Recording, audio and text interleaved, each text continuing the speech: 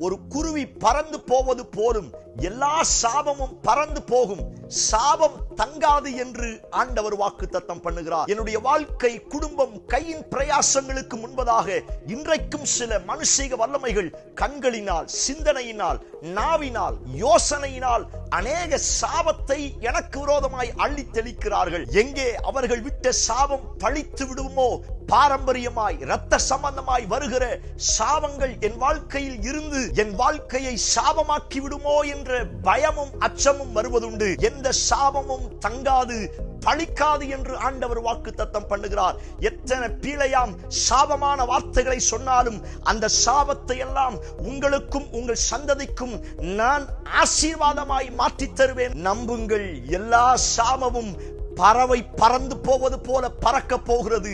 தேவனுடைய ஆசீர்வாதம் மாத்திரமே என் வாழ்க்கையில் நிறைவேற போகிறது. ஆமென்.